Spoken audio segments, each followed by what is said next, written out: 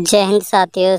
आप सभी का स्वागत करते हैं आपके। आज पूरी तरीके से गेम ओवर करेंगे एसएससी एमटीएस की परीक्षा का। मैं कहूंगा साथियों, जितनी भी अभी तक शिफ्ट हो चुकी हैं उन सभी शिफ्ट के आधार पर एक ऐसा पूरा एक्सपेक्टेड क्वेश्चन पेपर आपके लिए तैयार किया जा रहा है, जिन क्वेश्चंस को अगर आप देख लेते हैं तो मेरा मानना है कि ये होगा कि आपका एग्जाम बहुत आराम से साथियों निकलेगा, क्योंकि यहां से आप बहुत सारे डिक्टो क्वेश्चन साथियों देखने वाले हैं, क्योंकि साथियों ये पूरी टीम के द्वारा एक्सपेक्टेड क्वेश्चन पेपर तैयार किया गया। तो सबसे पहले पूरे GK GS plus current affair के 25 क्वेश्चंस होंगे। जैसे इंग्लिश के क्वेश्चंस पूछे जा रहे हैं ना, वैसे इंग्लिश के 25 क्वेश्चंस होंगे। उसके बाद कुछ क्वेश्चंस हम लोग देखेंगे साथियों रीजनिंग के, जो पिछली आपकी शिफ्ट है उस पर आधारित, और मैथ के क्वेश्चंस भी हम लोग देखेंगे। तो अगर आपने साथियों इस क्लास में एंट्री की है तो मैं कहूंगा कि अभी तक आपकी परीक्षा नहीं हुई होगी। तो अभी तक अगर आपकी परीक्षा नहीं हुई है, कुछ समय बचा है, चंद घंटे बचे हैं या चंद दिन बचे हैं, मैं कहूंगा इस पूरी क्लास को एकदम घोल कर पी लेना, आपका एग्जाम बहुत अच्छे तरीके से क्लियर हो जाएगा। तो क्लास आपकी शुरू हो चुकी है, सुपर फास्ट तरीके से हम चलेंगे साथियों। भारत में पश्चिमी शिक्षा अंग्रेजी भाषा शुरू करने के लिए किसने वकालत की थी? तो किसने वकालत की थी? राजा राममोहन राय ने वकालत की थी, ये आप लोग ध्यान रखेंगे। अगला सवाल है, निम्नलिखित राष्ट्रवादी नेताओं में से कौन मराठी समाचार पत्र यानी कि केसरी के संस्थापक और संपादक हैं? तो मैं कहूंगा बाल गंगाधर तिलक की अगर बात करते हैं तो यही केसरी समाचार पत्र के संस्थापक भी हैं और संपादक भी हैं। उसके बाद देखिए अगला सवाल, 1909 में महात्मा गांधी जी के द्वारा लिखित उस पुस्तक का नाम बताइए जिसमें यह लिखा था कि यदि भारतीय उनका सहयोग ना करें तो ब्रिटिश शासन समाप्त हो जाएगा। तो साथियों किस पुस्तक की बात चल रही है? महात्मा गांधी की हिंद स्वराज नाम की इस पुस्तक की बात चल रही है। उसके बाद देखिए किस ब्रिटिश प्रधानमंत्री ने क्रिप्स मिशन को भारत भेजा था? तो मैं कहूंगा विंस्टन चर्चिल की अगर बात करते हैं, ये साथियों प्रधानमंत्री थे, ब्रिटिश प्रधानमंत्री, इन्होंने क्रिप्स मिशन को भारत भेजा था।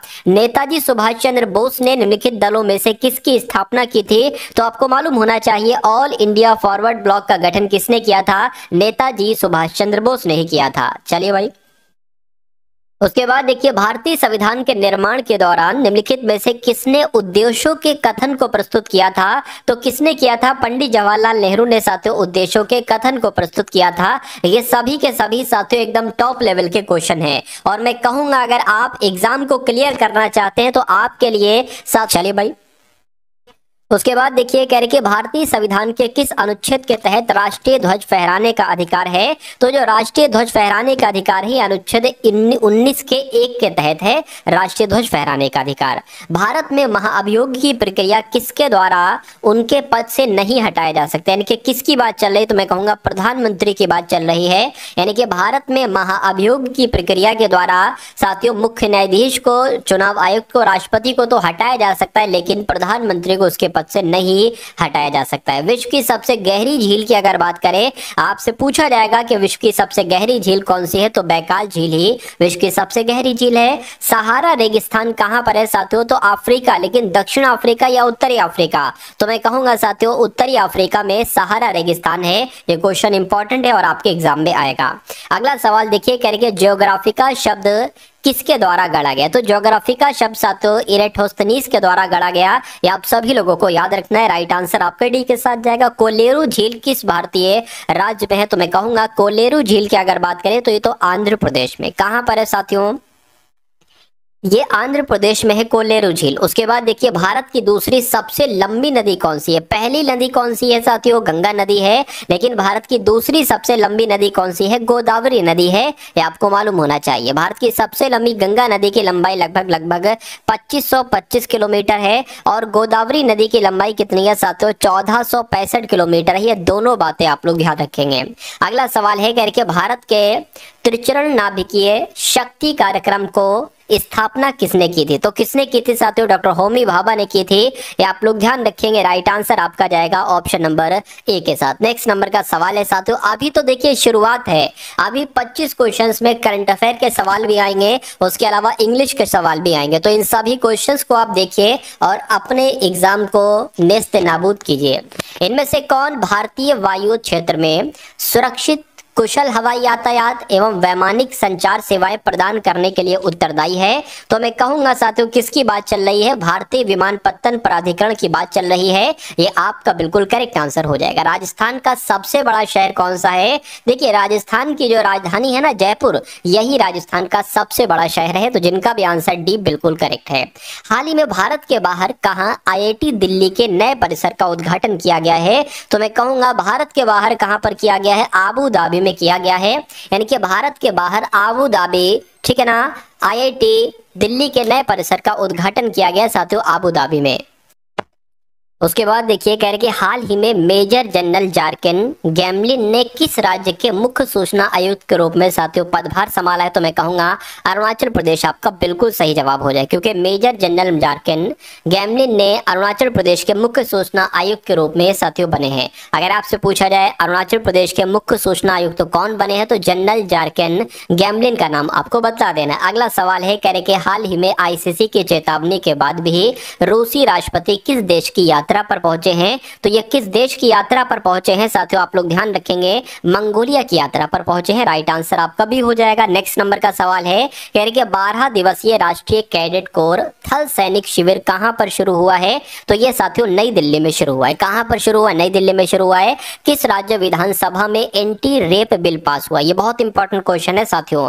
तो इसकी अगर बात करते हैं यहाँ पर पश्चिम बंगाल की, तो आप लोग ध्यान रखेंगे कि पश्चिम बंगाल विधानसभा में एंटी रेप बिल पास हुआ है। राइट आंसर आपका सी के साथ। वर्ल्ड बैंक ने 2024-25 में भारत के विकास दर कितने प्रतिशत रहने का अनुमान लगाया? तो मैं कहूंगा साथियों 7% रहने का अनुमान लगाया कि भारत की विकास दर इस बार 7% रह सकती है। किसने यह अनुमान लगाया है? वर्ल्ड बैंक यानी कि विश्व बैंक ने यह अनुमान लगाया है। किसने डुरंड कप 2024 का खिताब जीता है? तो किसने जीता है? मैं कहूंगा साथियों नॉर्थ ईस्ट यूनाइटेड एफसी ने ही डुरंड कप 2024 का खिताब जीता। ये क्वेश्चन आपसे पूछे जाएंगे, बहुत अच्छे तरीके से आपको देखते रहना है। कहने कि a journey from black gold to white gold नामक पुस्तक का विमोचन हुआ है। इसे किसने लिखा है? तो मैं कहूंगा साथियों इसे किसने लिखा है? कुलदीप गुप्ता जी ने इस पुस्तक को लिखा है। आप सभी लोगों के लिए अच्छा क्वेश्चन है, इंपॉर्टेंट क्वेश्चन है। तो अब यहाँ पर अगर बात करें 25 क्वेश्चन तो हम लोगों ने देख लिए साथियों GK GS plus current affair के, और 25 क्वेश्चन यानी कि 25 क्वेश्चन अब हम देखने जा रहे हैं पूरी इंग्लिश के। चलिए तो कह रहे हैं साथियों डल, डल एक वर्ड आपने सुना होगा, इसका एंटोनिम आपसे पूछा जा रहा है क्या होता है? डल की अगर बात करें साथियों डल का मतलब पता क्या होता है? डल का मतलब होता है सुस्त, जो बहुत ज्यादा लेजी होता है। इसका एंटोनिम्स पूछा गया है तो मैं कहूंगा टेंडर तो नहीं होगा, क्योंकि टेंडर का मतलब क्या एक तरीके से क्या होता है कहते नहीं ये टेंडर पास हुआ, ये टेंडर पास नहीं हुआ, तो ये प्रस्ताव इसको कहा जाता है, ठीक है ना। उसके अलावा साथ ये पोटेंट का मतलब होता है शक्तिशाली। अगर चैरिटेबल की बात करें जो मतलब दान वगैरह देता है, ठीक है। कीन की जब हम बात करते हैं तो इसको कहते हैं उत्सुक, बड़ा उत्सुक है भाई, ठीक है। अब देखिए जो सुस्त होगा ना वो उत्सुक कभी नहीं हो सकता, और जो उत्सुक होगा वो सुस्त कभी नहीं हो सकता। यानी कि मैं कहूंगा कहीं ना कहीं डल का एंटोनिम आपका कीन हो जाएगा, क्योंकि कीन का मतलब होता है उत्सुक। उसके बाद देख लीजिए कह रहे कि take up room, take up room ये एक इडियम है, मुहावरा है, इसका मतलब आपसे यहाँ पर पूछा जा रहा है। देखिए टेक अप रूम का मतलब होता है साथियों जगह लेना। क्या टेक अप रूम का मतलब क्या होता है? जगह लेना होता है। फील चॉक्ड होगा? नहीं। यूज माइडली होगा? नहीं। ऑक्यूपाई स्पेस होगा? मैं कहूंगा बिल्कुल सही, क्योंकि ऑक्यूपाई स्पेस का मतलब भी होता है जगह लेना और टेक अप रूम का मतलब भी होता है जगह लेना। नेक्स्ट नंबर का सवाल है कह रहे कि एक सेंटेंस है 4 सेगमेंट में बटा हुआ है, आपको बताना है कि कहां पर दिक्कत है। चलिए Fortunately, the fire did not caused much damage to the building। अब यहाँ पर देखिए, अब अगर यहाँ पर अगर हम लोग बात करें ना, अब यहाँ पर साथियों देखिए सेगमेंट कहाँ पर, एक तो फॉर्चुनेटली बिल्कुल सही है, कोई दिक्कत नहीं। द फायर डिड नॉट एक यहाँ पर सेगमेंट है, कॉज्ड मच डैमेज एक यहाँ पर है, और टू द बिल्डिंग एक यहाँ पर साथियों है। तो आपको बताने कहाँ पर दिक्कत है, कैसे क्या होगा। देखिए fortunately the fire did not cause, यहाँ पर कॉज नहीं आना चाहिए साथियों, क्या आपका आना चाहिए? CAUSE आना चाहिए, कॉज नहीं, सेकंड नहीं, फर्स्ट फॉर्म ही आना चाहिए। कॉज्ड मच डैमेज, फॉर्चुनेटली जो फायर यानी कि आग थी ना साथियों, उसने बहुत ज्यादा, डिड नॉट कॉज्ड मच, बहुत ज्यादा नुकसान नहीं पहुंचाया बिल्डिंग को। तो यहाँ पर कॉज्ड नहीं बल्कि कॉज आना चाहिए, कॉज मच डैमेज होना चाहिए। उसके बाद देखिए फिल इन द ब्लैंक्स, यहाँ पर आपको बताना है making notes will disable you to organise your thoughts in a better way, यानी कि तुम अपने थॉट्स को एक बेटर वे में ऑर्गेनाइज कर सकते हो, नोट्स को डिसेबल करके नहीं, कैपेबल करके नहीं, एडजस्टेबल करके नहीं, साथियों अनेबल करके, बिल्कुल। तो यहाँ पर अनेबल आपका राइट आंसर हो जाएगा। नेक्स्ट नंबर का सवाल है आपके स्क्रीन पर साथियों, देखिए सवाल को और मुझे बताइए राइट आंसर क्या होगा। कहने के साथियों साउंड मेक्स, ये मेक्स लिखा हो, साउंड मेक्स बाय डक्स, यानी कि जो डक्स के द्वारा साउंड निकाला जाता है ना, उसको क्या मुंह कहते हैं? मैं कहूंगा साथियों मुंह तो उसको नहीं कहा जाता है, क्योंकि जो काउज साउंड निकालती हैं उनको एक तरीके से मूस कहा जाता है, ग्रंट कहा जाता है। मैं कहूंगा नहीं, कैमल के द्वारा साथियों जो साउंड निकाला जाता है ग्रंट कहा जाता है। और अगर बात करते हैं साथियों जो क्राउज, ठीक है, आवाज निकालते हैं उनको कॉक कहा जाता है, डक जो साउंड निकालते हैं उनको कॉक कहा जाता है, कॉक कॉक ऐसे करके। तो राइट आंसर आपका डी हो जाएगा। नेक्स्ट नंबर का सवाल है आपके स्क्रीन पर कि the little girl try to imply the singer, imitate the singer, या लैंग्वेज आएगा इमिटेट। देखिए इमिटेट का मतलब होता है नकल करना, क्या करना? नकल करना। तो जो लिटिल गर्ल है ना, ये ट्राई कर रही, कोशिश कर रही इमिटेट करने की, यानी कि नकल करने की सिंगर की नकल करने की कोशिश कर रही है एक छोटी बच्ची। तो कुल मिला के आपका इमिटेट यहाँ पर आ जाएगा, राइट आंसर आपका बी के साथ जाएगा। उसके बाद देखिए इसमें आपको बताना है इनकरेक्टली स्पेल्ड वर्ड, कौन से वर्ड की स्पेलिंग आपको यहाँ पर गलत लग रही है मुझे बताइए। ये एग्रीमेंट लिखा हुआ है, ठीक है ना, ये एग्रेशन लिखा हुआ है, एग्रेशन बिल्कुल यहाँ पर सही लिखा हुआ है। एग्रेशन का अगर बात करें इसको कह सकते हैं आक्रमण, इसको इसकी हिंदी क्या हो जाएगी साथियों? आक्रमण हो जाएगी। उसके अलावा साथियों एगिटेट का मतलब क्या होता है पता? एगिटेट का मतलब होता है आंदोलन। एगिटेट की अगर बात करें मतलब क्या होता है? आंदोलन होता है। और एग्रेवेट की अगर बात करें इसका मतलब होता है साथियों भड़काना। इसका मतलब क्या होता है? आप लोग ध्यान रखेंगे, इसका मतलब भड़काना होता है। अब देखिए यहाँ पर ये 2 बार जी नहीं आएगी, सिर्फ 1 बार जी आएगी, यानी कि साथियों AGREEMENT हो जाएगा। तो मैं कहूंगा कि राइट आंसर आपका ऑप्शन नंबर ए के साथ जाएगा। अगला सवाल आपके स्क्रीन पर बताइए राइट आंसर क्या होगा। कह रहे कि my friend never tells A lie doesn't ही। तो यहाँ पर आपको बताना है साथियों क्या दिक्कत है। लिखा हुआ है माई फ्रेंड नेवर टेल्स लाई, मेरा जो फ्रेंड है वो कभी झूठ नहीं बोलता, डजंट ही। देखिए डजंट यहाँ पर नहीं आएगा, यहाँ पर आना चाहिए साथियों डज ही। क्या आना चाहिए? डज ही आना चाहिए। तो मैं कहूंगा दिक्कत कहां पर है? दिक्कत आपकी यहां पर है, तो ये आपका राइट आंसर। अगला सवाल कहने के साथियों my father is wishing me, ठीक है, to give all my time to student now. तो यहाँ पर माई फादर इज विशेज होना चाहिए। क्या होना चाहिए साथियों? विशेज होना चाहिए, विशिंग नहीं होना चाहिए। तो दिक्कत कहाँ पर है? विशेज साथियों दिक्कत यहाँ पर है। तो मैं कहूंगा इसकी जगह पर आपका क्या आना चाहिए? विशेष आना चाहिए। उसके बाद देखिए इनकरेक्टली स्पेल्ड वर्ड, यानी कि 4 ऑप्शन में से कौन से वर्ड की स्पेलिंग गलत है साथियों मुझे बता दीजिए। देखिए यहाँ पर अगर बात करें साथियों इनोसेंस लिखा हुआ है, इनोसेंस की स्पेलिंग बिल्कुल सही है। इनोसेंस का मतलब क्या होता है भाई? अरे भाई ये तो बहुत नादान है, बेगुनाह है, ये तो बहुत इनोसेंस है, ठीक है। उसके अलावा इसेंस की बात करते हैं, इसको सारांश हम लोग साथियों कह सकते हैं। लेकिन यहाँ पर अगर बात करते हैं साथियों देखिए इसकी स्पेलिंग सही, इसकी स्पेलिंग सही है, कन्वेंस की स्पेलिंग सही है। मैं कहूंगा साथियों यहाँ पर जो लिखा हुआ है ना ये वाला वर्ड लिखो, इसकी स्पेलिंग मुझे दिक्कत लग रही। क्या इसकी स्पेलिंग होना चाहिए ये भी मैं आपको बता देता हूँ साथियों। देखिए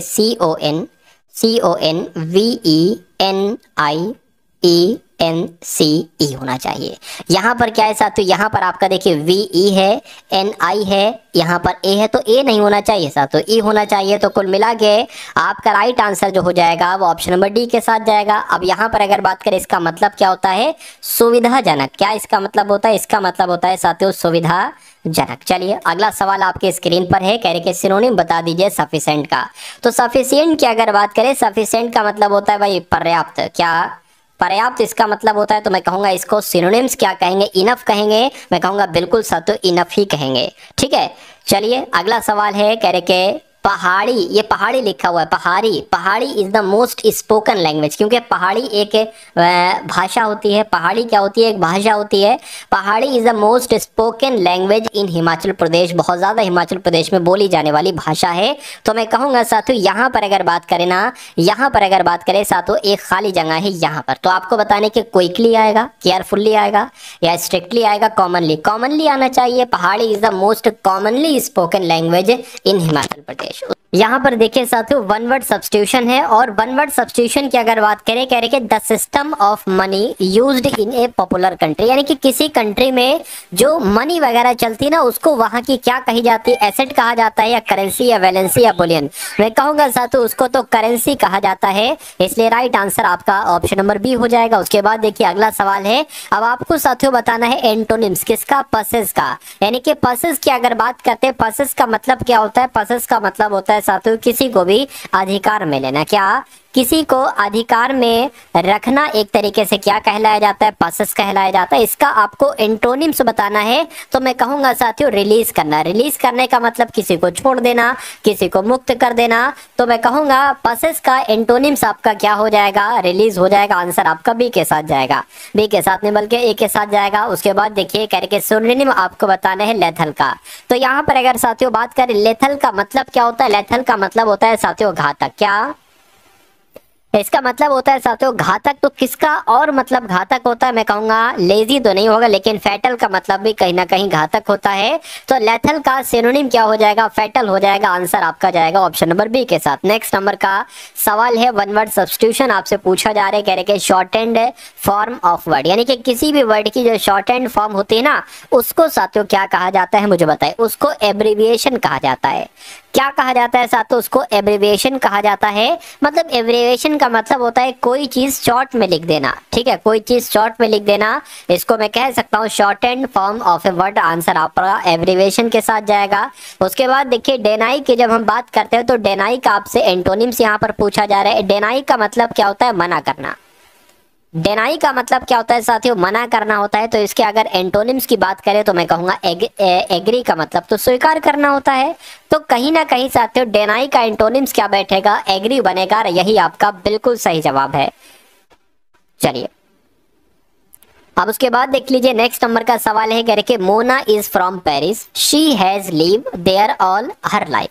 तो यहाँ पर अगर साथियों हम बात करते हैं कि यहाँ पर देखिए शी हैज लिव जो लिखा हो ना, शी हैज लिव्ड आना चाहिए, क्योंकि ये साथियों एक तरीके से परफेक्ट सेंटेंस आपको लग रहा है तो सेकंड फॉर्म आएगी, लिव्ड यहाँ पर आना चाहिए। मैं कहूंगा दिक्कत कहाँ पर है, दिक्कत आपकी यहाँ पर है। और क्या दिक्कत थी ये भी मैंने आपको बतला दी है। अगला सवाल कह रहे कि इनकरेक्टली स्पेल्ड वर्ड, यानी कि कौन से वर्ड की स्पेलिंग आपको गलत लग रही है, देखकर साथियों मुझे बता दीजिए कि आपका राइट आंसर यहाँ पर क्या हो सकता है, बताइए। देखिए यहाँ पर अगर बात करें साथियों नोटराइटी की अगर बात करते हैं तो इसका मतलब होता है बदनामी, और इसकी स्पेलिंग तो मुझे बिल्कुल सही लग रही है, ठीक है। और अगर साथियों यहाँ पर बात करते हैं मेनक मतलब होता है साथियों खतरा, इसकी भी स्पेलिंग सही है। फ्लैटरिंग की अगर बात करते हैं तो इसका मतलब होता है साथियों लहराना कहीं ना कहीं, लेकिन एब्रिविएशन की स्पेलिंग मुझे सही नहीं लग रही है। क्या दिक्कत साथियों इसकी स्पेलिंग में लग रही है, देखिए एब्रीविएशन होता है यानी कि VIA होना चाहिए। तो मैं कहूंगा यहाँ पर ए है, तो आपकी स्पेलिंग कौन सी गलत है, ऑप्शन नंबर ए वाली गलत है, ये गलत है। तो यही आपका बिल्कुल सही जवाब है। नेक्स्ट नंबर का सवाल है, कह रहे कि I was unable by the sound of the doorbell, यानी कि आपको बताना है साथियों कि इस खाली जगह में साथियों क्या आंसर आएगा, मुझे बताइए। चलिए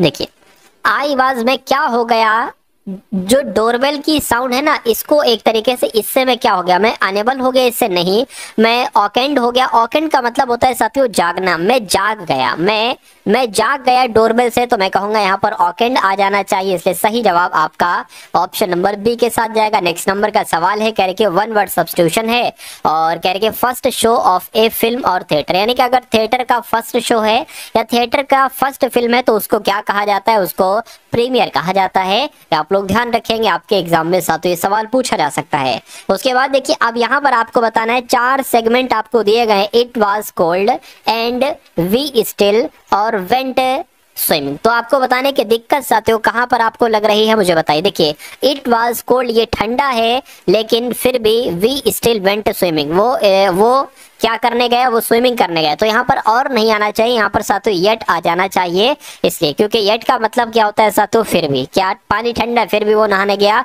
तो फिर येट आना चाहिए एंड नहीं आना चाहिए। उसके बाद देखिए अगला सवाल है आपके स्क्रीन पर, इस सवाल को देखिए और मुझे बताइए। कि आपका राइट आंसर यहाँ पर क्या हो सकता है। कह रहे हैं कि एवरीवन इज, अच्छा, in this modern world everyone is associated in making easy money. तो अब आपको बताना है, जो आपको अंडरलाइन दिख रही है ना एसोसिएशन, अब आपको साथियों बताना है कि एसोसिएशन के यहाँ पर सही है या उसके अलावा और कुछ यहाँ पर आना चाहिए। तो मैं कहूँगा यहाँ पर इंटरेस्ट आना चाहिए एसोसिएशन की जगह पे। In this modern world everyone is interested in making easy money. आसानी से पैसा कमाने वाली चीज जो है ना, वो सभी लोग उसमें इंटरेस्ट कर रहे हैं इन ए मॉडर्न वर्ल्ड में। चलिए उसके बाद देखिए अगला सवाल है, आपको बताना है अल्टर का सातों सिनोनिम क्या हो जाएगा। तो अल्टर का मतलब क्या होता है, किसी भी चीज को बदलना, यानी कि बदलना इसको हम लोग कह सकते हैं। अब इसका सिनोनिम आपसे पूछा गया है तो मैं कहूंगा ट्रांसफॉर्म का मतलब भी क्या होता है, ट्रांसफॉर्म का मतलब भी कहीं ना कहीं बदलना ही होता है।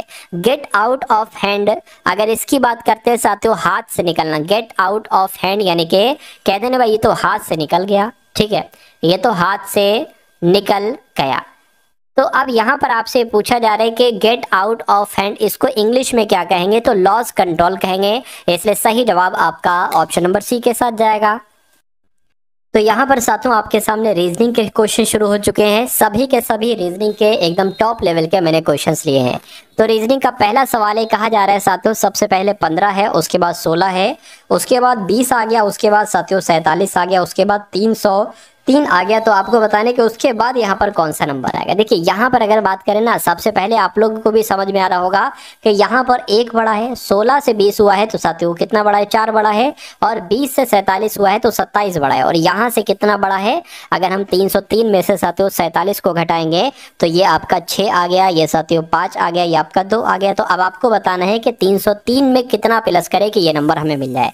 जब आप थोड़ा सा ध्यान से देखेंगे आप यहाँ पर पाएंगे कि ये तो 2 का स्क्वायर है 4, ये 3 का क्यूब है, तो ये क्या हो जाएगा, ये 4 की पावर 4 यहाँ पर लगेगी, और इसकी अगर बात करें 1 की पावर 1 लग जाएगी, तो 1 की पावर 1, 2 की पावर 2, 3 की पावर 3, 4 की पावर 4, तो यहाँ पर 5 आ जाएगा, 5 की पावर 5 आ जाएगी, और जो 5 की पावर 5 होगी ना वो यहाँ पर लिखी जाएगी, और फिर उसमें इसको प्लस कर देंगे, हमारा आंसर आ जाएगा। इस 5 की पावर 5 का मतलब है 5 गुणा 5 गुणा 5 गुणा 5 गुणा 5, ठीक है। अब इसकी अगर बात करें ये 125 होता है और ये 25 होता है, यानी कि 125 की गुणा 25 से कराते हैं तो 5 पंजे 25, 5 दूना 10, 12 हो गया, 5 एकम 5 आपका 6 आ गया। 125 की अगर बात करें 5 दूना 10, 0 आ गया, 2 4 एक आपका 5 आ गया, 2 एकम 2 आ गया, इसको साथियों प्लस कर लीजिए, 5 आ गया, 2 आ गया, 11 आ गया, यानी कि 3125 आपका साथियों यहाँ पर आ जाएगा। तो अब आपको 303 में किसको जोड़ना है साथियों, 3125 को जोड़ना है 303 में, बस आंसर आपका आ जाएगा।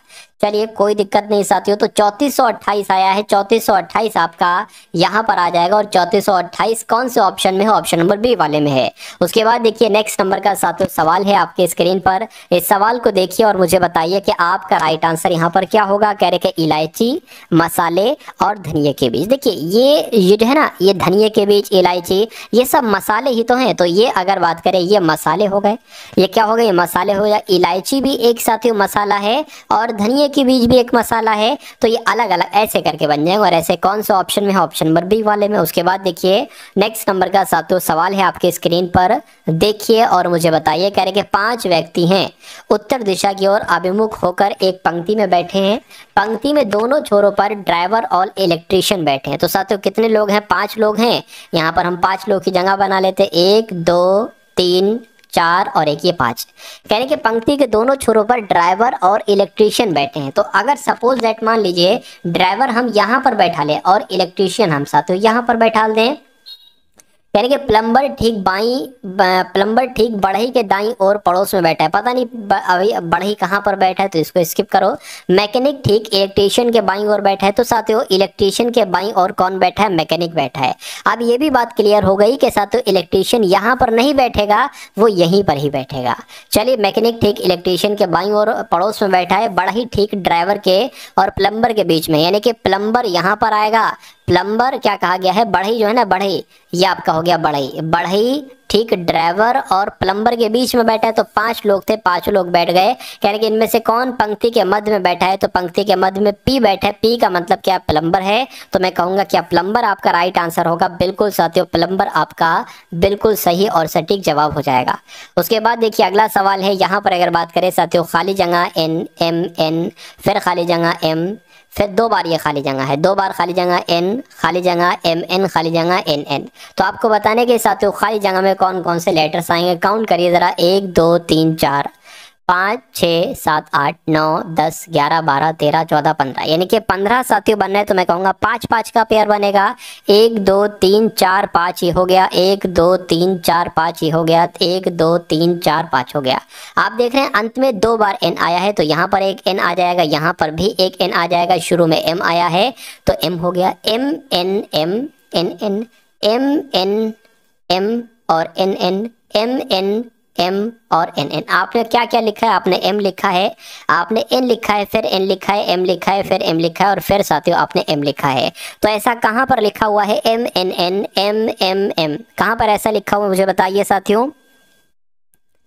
चलिए अच्छा ये तो साथियों ये n है, क्या है गलती हो गई, एक सेकंड।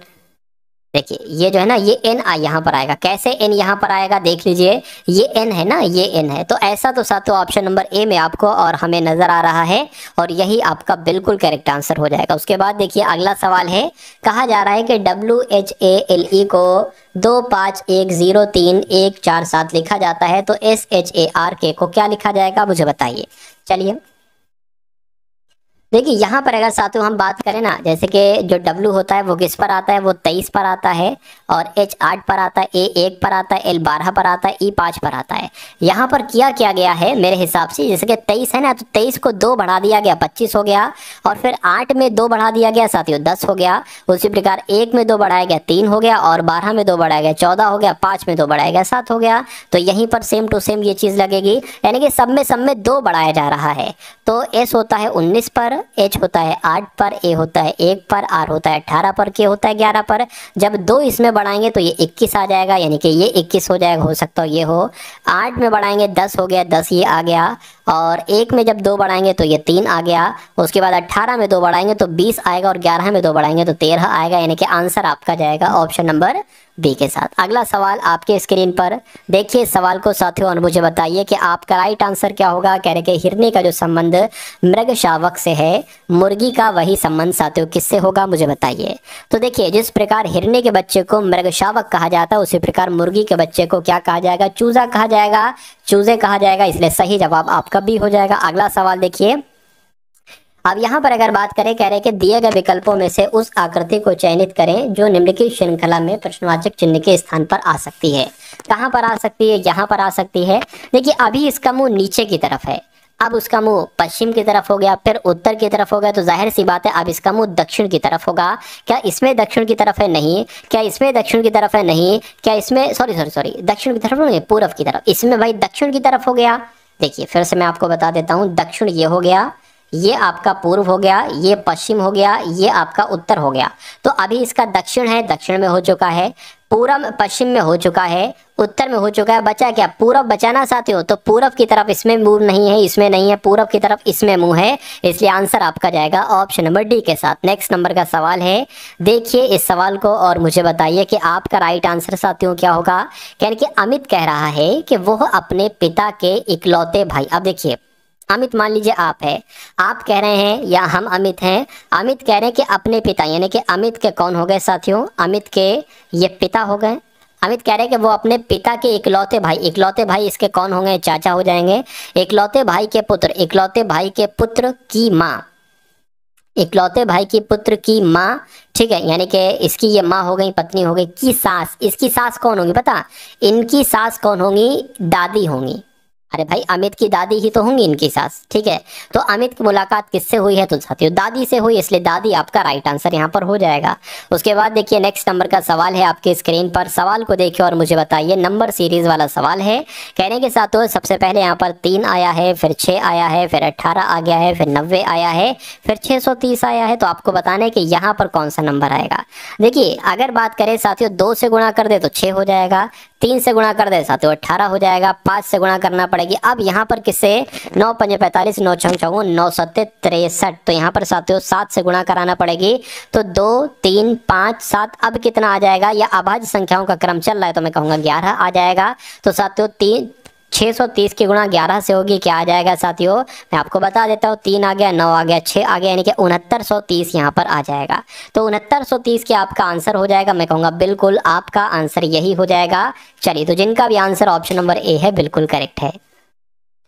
उसके बाद देखिए नेक्स्ट नंबर का सवाल है। तो अब आपके सामने यहाँ पर साथियों मैथ के क्वेश्चन शुरू हो चुके हैं। कौन से क्वेश्चन साथियों, मैथ के क्वेश्चंस अब हम लोग यहाँ पर देखेंगे। चलिए भाई, तो कहा जा रहा है कि जब 17 के वर्ग से एक संख्या घटाई जाती है, तो 17 के वर्ग से 17 का वर्ग कितना होता है साथियों, 289 होता है। यानी कि 289 में से जब एक संख्या घटाई जाती है, मान लीजिए वो संख्या x है, तो परिणामी संख्या सबसे छोटी पूर्ण संख्या क्या होता है साथियों, तो परिणामी संख्या क्या आती है कि सबसे छोटी पूर्ण संख्या की 3 गुना प्राप्त होती है। तो 3 गुना सबसे छोटी पूर्ण संख्या की बात करें तो मैं कहूँगा सबसे छोटी पूर्ण संख्या 0 मान लेते, तो 0 का 3 गुना प्राप्त होता है घटाई जाने वाली संख्या की, यानी कि x का मान आपको निकालना है। ये तो साथियों कितना हो जाएगा, 0 ही हो जाएगा। ठीक है, तो 289 माइनस क्या साथियों, 289 माइनस x हो जाएगा बराबर साथियों 0 हो जाएगा। यानी कि अब आपको ये बताना है कि 289 में से क्या घटाएं कि 0 आ जाए, और x का मान भी आपको बताना है। तो मैं कहूंगा अगर x का मान हम 289 ही माने तभी तो साथियों ये 0 आएगा। 289 में से 289 क्या 0 बराबर 0 आ जाएगा, यानी कि x का मान क्या आ जाएगा, 289 आ जाएगा। तो घटाई जाने वाली संख्या क्या थी, 289 थी। उसके बाद देखिए नेक्स्ट नंबर का सवाल है। कहा जा रहा है कि किसी दुकान में एक बैग का अंकित मूल्य कितना है। एक बैग का अंकित मूल्य साथियों 350 है। ठीक है भाई, 350 है। दुकानदार द्वारा दी जाने वाली छूट 10% है, तो बैग का विक्रय मूल्य क्या होगा, यानी कि 350 का आपको 90% निकालना है। तो 90% निकालोगे, 0 से 0 कैंसिल हो जाएगा, यानी कि आप 35 की गुणा साथियों आपको 9 से करना है। 9 पंजे 45 हो जाएगा, 9 3 27 हो जाएगा, यानी कि 31 आ जाएगा। तो 315 आपका विक्रय मूल्य आ जाएगा। उसके बाद देखिए अगला सवाल है आपके स्क्रीन पर, यानी कि 6 घंटियां हैं, 12 minute, 9 minute, 8 minute, 6 minute, 3 minute, 10 minute के अंतराल में खुद बजती हैं। शुरू होने के क्षण से 12 घंटे में वे एक साथ कितनी बार बजेंगी, आपसे यहाँ पर पूछा जा रहा है। चलिए, कोई दिक्कत नहीं है। सबसे पहले साथियों हम यहाँ पर क्या करेंगे, एलसीएम ज्ञात करेंगे। तो साथियों 12 का 9 का यहाँ पर सबका एलसीएम निकाल लेते हैं। 12 हो गया, 9 हो गया, 8 हो गया, 6 हो गया, 3 हो गया, 10 हो गया। ठीक है ना। चलिए, तो 2 से अगर कट करें साथियों 6 आ जाएगा, 9 का 9 आ जाएगा, 4 आ जाएगा, 3 आ जाएगा, 3 आ जाएगा, 5 आ जाएगा। फिर से अगर 2 से कट करें तो 3 आ जाएगा, 9 आ जाएगा, 2 आ जाएगा, 3 आ जाएगा, 3 आ जाएगा, 5 आ जाएगा। अब ये सिर्फ 2 से एक बार कट होगा। उसके बाद हमें क्या लेना पड़ेगा, हमें साथियों 3 लेना पड़ेगा। ठीक है, 3 एकम 3, 3 3 9। ठीक है, 3 एकम 3, 3 एकम 3, और ये आपका 5 हो जाएगा। अब हमें एक बार 3 लेना पड़ेगा और एक बार 5 लेना पड़ेगा। अब इन सबको साथियों आप गुणा कर दीजिए। 2 दूना 4, 4 दूना 8, 8 8 16, 8 3 24 हो जाएगा। 24 के गुणा आपको साथियों 3 5 15 से करानी है। तो 5 चौक आपका 5 चौक कितना हो जाएगा, 20 हो जाएगा। 5 दूना 10 यानी कि 12 हो गया, और ये आपका 24 आ गया, 0 आ गया, 6 आ गया, 3, यानी कि 360 आपका एलसीएम निकला। तो एलसीएम साथियों कितना निकला, 360। देखिए अगर ऐसा सवाल आता है तो जैसे मैं आपको करा रहा हूं ना, ऐसे ही आपको करना है। चलिए, तो एलसीएम कितना आ गया, 360 मिनट आ गया। ठीक है, तो मैं कहूँगा साथियों यहाँ पर 360 मिनट को अगर घंटे में बदलेंगे तो इसकी भाग 60 से करा लीजिए, यानी कि 6 घंटे आपका यहाँ पर राइट आंसर आ गया। चलिए, तो का पूछा जा रहा है शुरू होने के क्षण से 12 घंटे में वे एक साथ कितनी बार बजेंगी। 6 घंटे में साथियों वो एक बार बजेंगी। तो 6 घंटे में जब वो एक बार बजेंगी, ठीक है ना, 6 घंटे में एक बार बजेंगी, तो 12 घंटे में जाहिर सी बात है साथियों 2 बार बजेंगी। 12 घंटे में कितनी बार बजेंगी, 2 बार बजेंगी। तो 2 बार आपका राइट आंसर हो जाएगा।